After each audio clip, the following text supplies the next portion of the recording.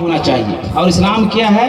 دو چیزوں کا نام ہے. ایک ہے قرآن مجید اور دوسری چیز ہے حدیث نبوی، کتاب و سنت. دو ہی چیز کو اسلام کہا جاتا ہے. قرآن مجید جس کو ہم پڑھتے ہیں ہماری مذہبی کتاب ہے، اور سنت نبویہ صلی اللہ علیہ وسلم جو اللہ کے رسول صلی اللہ علیہ وسلم کے احادیث، اقوال، افعال، سنن، تقریر، صفات، تمام چیزوں پر مشتمل ہے.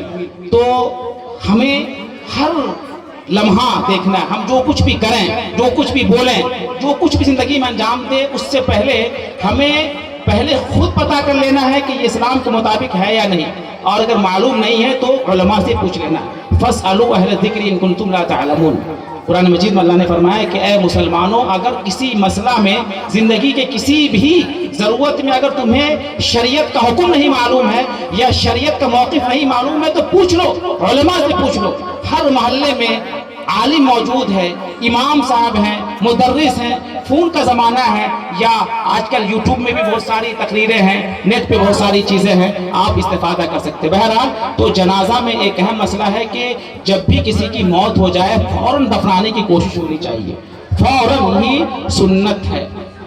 اتنا وقت لگے جتنے وقت میں ہم تیاری کر سکیں. تیاری کا مطلب یہ ہے کہ میت کو غسل دینا ہے، قبر کی تیاری ہے، اور دیگر جو چاہے بانس ہو یا لکڑی ہو یا جو بھی کفن وغیرہ کا انتظام ہے.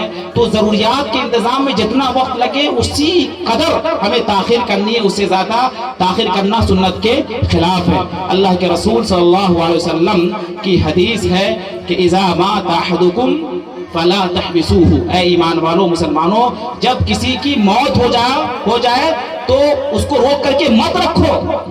وَأَسْرِعُوا بِهِ إِلَىٰ قَبْرِهِ. اور اس کی قبر تک فوراً پہنچاؤ. یہ صحیح حدیث ہے میرے بھائیو. اس کے علاوہ ایک اور حدیث ہے کہ أَسْرِعُوا بِالْجَنَازَةِ. تم جنازہ میں جلدی کرو. فَإِن تَكُوا صَالِحَةً فَخَيْرٌ تُقَدِّمُونَهَا عَلَيْهِ. اگر مرنے والا نیک ہے تو تم اس کے انجام تک، اس کے انعام تک یا اس کے اجر و ثواب تک جلدی سے پہنچاؤ. وَإِن يَكُوا شَرًّا فَتَزَعُونَهُ عَنْ رِقَابِكُمْ. تو اگر مرنے والا برا شخص ہے، فاسق ہے، فاجر ہے، تو ایک شر ہے، ایک برائی ہے جس کو تم اپنی گردن سے جلدی سے آزاد کر دو. اس کے علاوہ حدیث میں آتا ہے کہ جب مرنے والا نیک ہوتا ہے تو اس کا نفس کہتا ہے تقول نفسہ قدمونی قدمونی، کہ مجھے جلدی سے قبر تک پہنچاؤ. یہ تمام حدیثیں ہیں.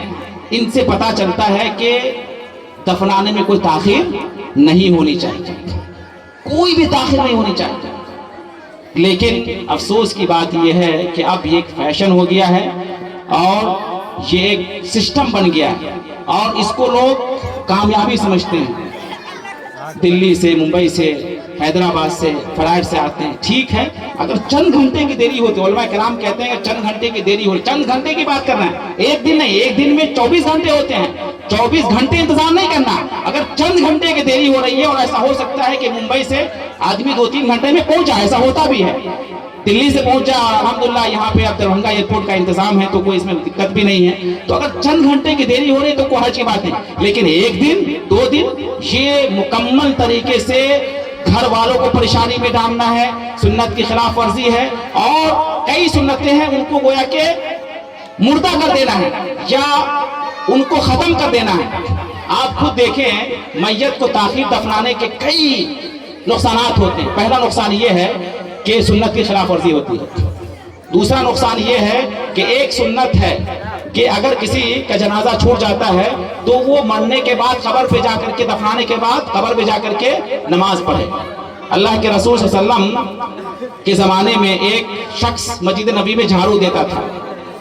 صحیح حدیث ہے، ایک شخص مسجد نبی میں جھاڑو دیتا تھا تو شام میں اس کی موت ہو گئی اور رات ہی میں صحابہ نے دفنا دیا. جب صبح ہوئی تو اللہ کے رسول نے ان کو نہیں دیکھا تو کہا کہ وہ شخص کہاں ہے؟ تو کہا کہ موت ہو گئی، ہم لوگوں نے دفنا دیا. تو اللہ کے رسول صلی اللہ علیہ وسلم نے کہا کہ افلا ظننتمونی بہ، تم نے مجھے ان کے بارے میں اطلاع کیوں نہیں دی؟